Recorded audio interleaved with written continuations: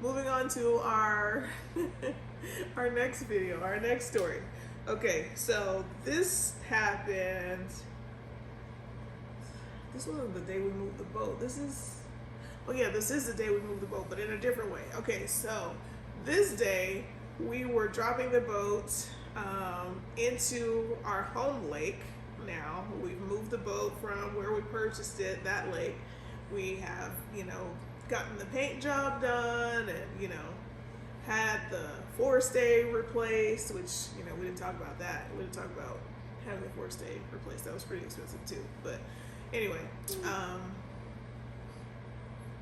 what, you don't think that was that expensive? The replacing the forestay, I don't think that was expensive.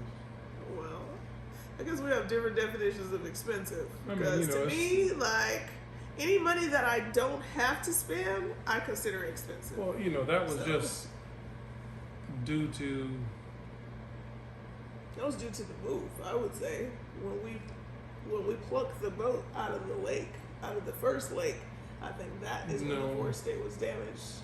No, originally I thought that, but based on, you could see where it had been rubbing over some time. Some time. But it was like, it was something about the design of that. Oh, yeah. There was something about the design. You mean how Rod explained that? Yeah. So it was like the way that front stay connected at the top. There was an issue of how it was connected, and that's why he changed how that front stay is connected. So I can't remember how to explain that, but I remember hearing the explanation, but to have to retort it to you guys right now, no. Because couldn't tell you. Basically, it was something like when the wind is blowing against the general, there's pressure on that front stay, and it was like rubbing against the. What was it rubbing against? I think it was like rubbing against the mast. It was rubbing against the mast, and one of the lines that was running down the mast, you could see like where in that particular point on the line. So it was over time that it had got like that. But yeah, I didn't think it was expensive to replace it, but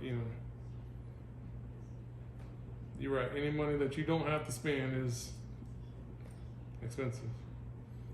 I'm the frugal one, obviously. So, no, you didn't roll your eyes all the way in the back of your head like that. But moving the boat, putting the boat in the water. Anyway, so we're launching the boat into our home lake. And so when the guys are done rigging the boat, they're like, hey, it's 25 minutes across, right? 25 minutes across the lake to get to our marina. What's that on your forehead? Okay, anyway. So we decided to go ahead and motor the boat across the lake. We had no sails. All we're doing is motoring from this marina to that marina, from the launch site to our marina. And again, this was a high wind day. Another high wind day. But, we don't have sails. We're just motoring, so we should be fine, right? It was ocean waves out there. But, like before we left the marina where we had dropped the boat into the water, they were like, you have enough fuel to get across to the other side of the lake. And, I lift open the hatch, I look at the fuel gauge, and it says it's between 3/4 and a full tank. Plenty of fuel. So we head out. Okay. So we head out, and I've already uploaded that video, so I'm sure you've seen, if you're watching this, then chances are you've seen that video of us moving the boat across the lake. Well, so we are, what would you say, a good 90, 95% across the lake? At least 95% across the lake. we can see our destination. It's right in front of us. We can see the marina, we can see the roofs, we can see the masts. I mean, we could practically see our slip from where we are. And then what happened? The boat started sputtering in the waves. It was like, it would sputter, and then it would pick up again. All right, we on our way. I was like, uh-oh. I don't know if we're running out of fuel, if you know, the waves are so big that the fuel is sloshing around, and you know, we're getting little pockets of, you know, no fuel, or what. So we like, let's just make it to this other marina, our destination. You know, we can handle that later, but you know, let's just make it there. And then, you know, it cut off like two or three times, and then it was done. Yeah, it would not start back up. And we're like, oh man.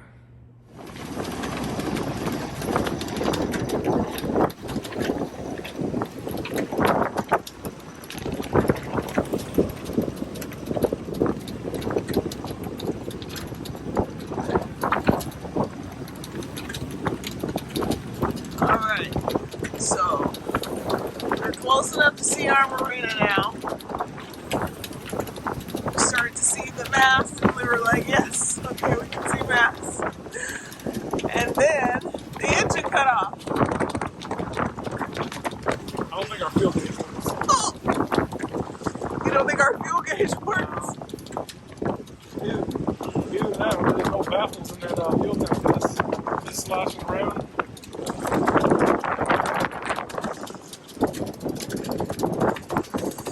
Oh boy. I hear it and feel it sputtering, and I'm just like, come on, girl. You can do it. Oh my god.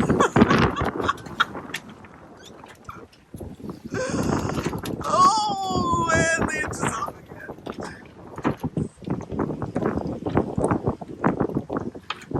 Fortunately, we didn't rotate enough to flip over.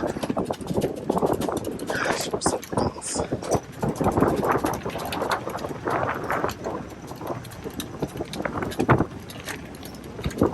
GoPro died, so I'm risking it all right now with my cell phone.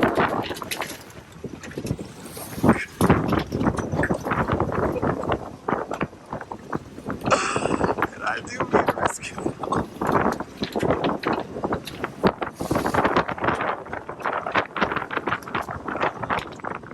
I'm gonna just lean on this stay right here.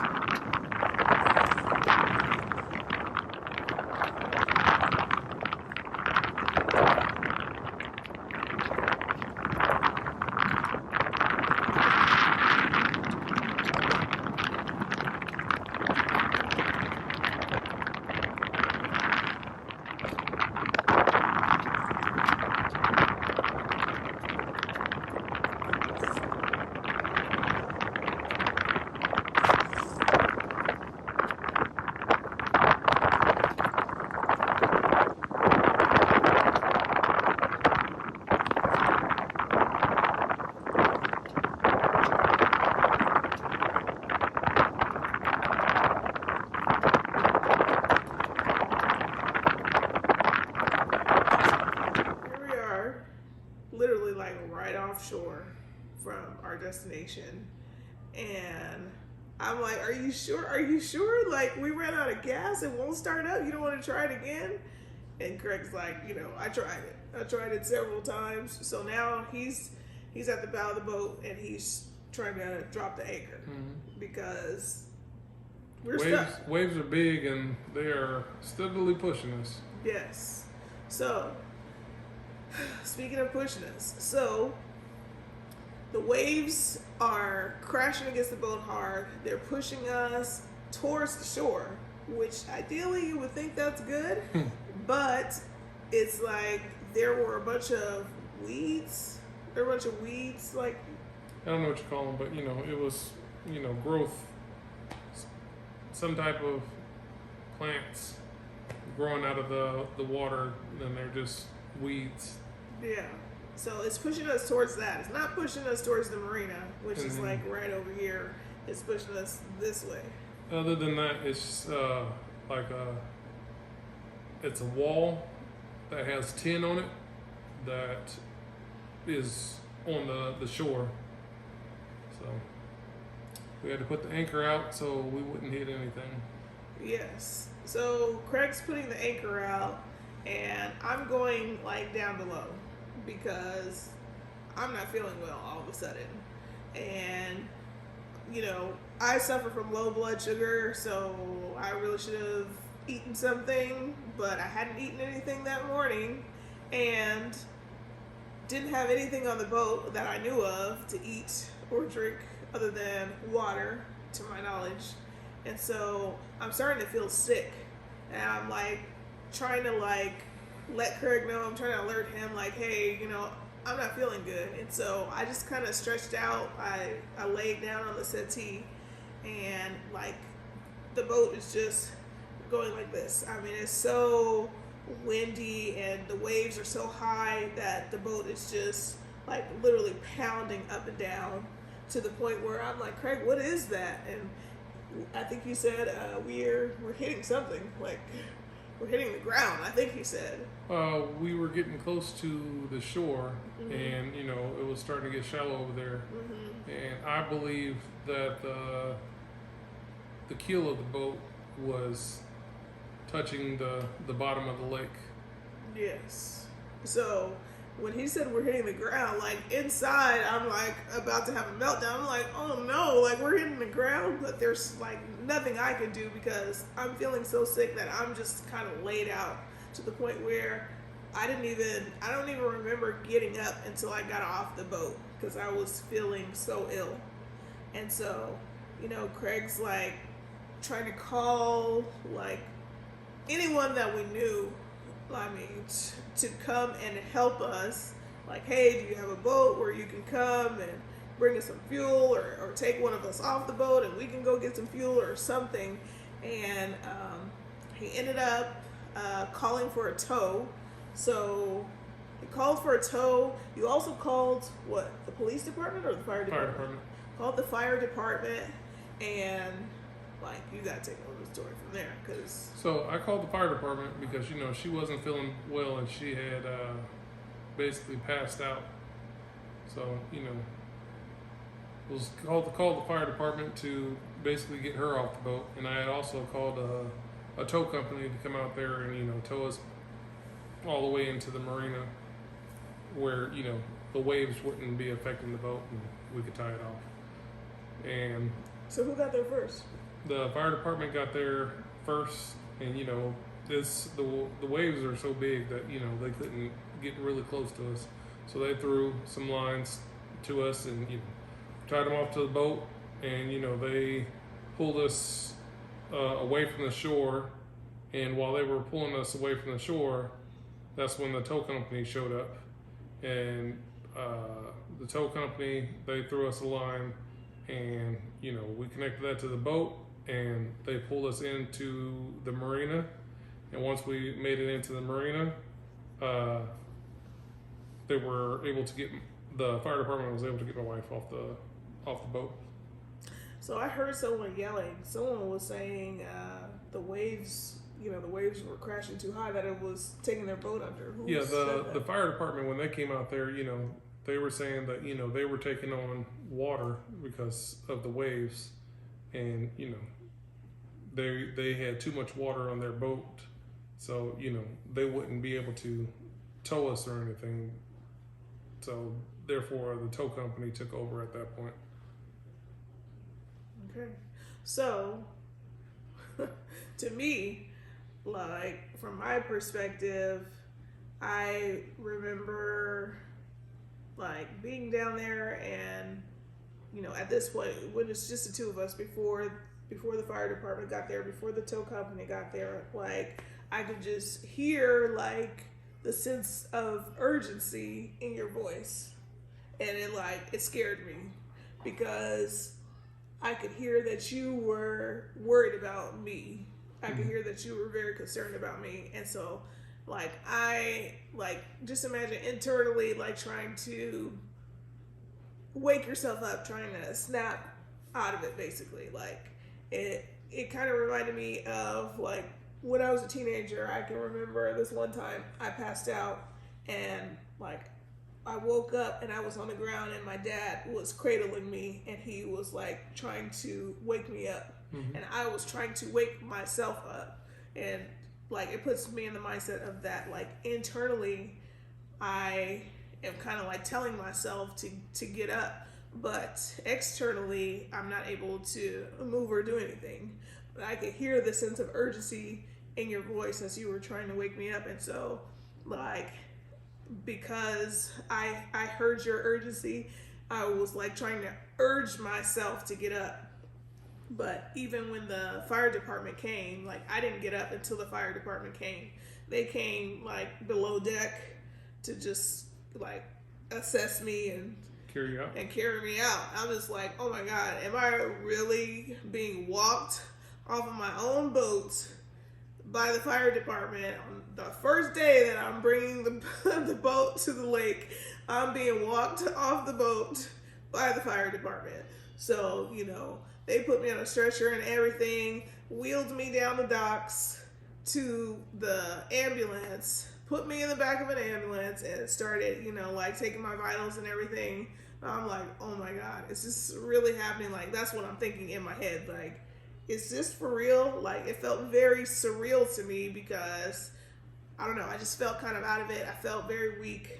I felt like my legs were not working right. It was hard for me to think straight. But when I started to come back to myself after being awake for several minutes, I was just kind of wait, I'm okay. I just need something to eat. Pretty much. They took my blood sugar and they were like, oh, your blood sugar's a little bit low. Have you eaten anything today? They said it was a lot low. Okay, it was a lot low. I'm sorry. I should have eaten. I didn't have anything on the boat that I knew of. Now, looking back, I saw that I did actually have a protein shake on the boat, but I didn't know it was there. And at this point, I was so out of it anyway to even get a protein shake. But, Craig was trying to get me to drink water. I was refusing water. I just was not feeling well until I basically just passed out. So, yeah, that became an expensive lesson as well, didn't it? Oh, because of the tow? Because of the tow, and also getting the bill from the fire department, which I just received in the mail recently. I'm like, wait a second. I did not approve any EKG. I refused the EKG, but I see a charge for the EKG on here anyway. But anyway, that's neither here nor there. Fire department, they're just doing their job, responding to an emergency and, treating, me. So anyway, that was expensive lesson number 2. So, yeah. And anything else you want to say about that? No, you look like you're about to say something. What? Oh no, I was just gonna say we went and got you something to eat. Yeah, and so we went and got lunch, which was really breakfast for me. I felt 100% better, more than 100% better. I was just like, wow, like, let's never do that again. And the employees started fighting. Oh yeah, I forgot about It's that. time to go. Yeah, it was time to go at that point. Yeah, we were like, okay. I was kind of like, should we go, please? Like, you want to intervene? Craig was like, no. Like, let's get out of here. Employees are fist fighting. Yeah, that was a surprise. But anyway, so then after that, after I was feeling better, we went and got some gas. We went and bought a diesel gas can and Diesel gas can or diesel fuel can? diesel fuel can. Oh. And got 5 gallons of diesel and took that back to the boat and learned a very hard lesson that our fuel gauge does not work. Mm. And we should not trust it ever. We should just always keep fuel on the boat because it's the right thing to do. It's a responsible thing to do. So, yes, that was expensive lesson number 2.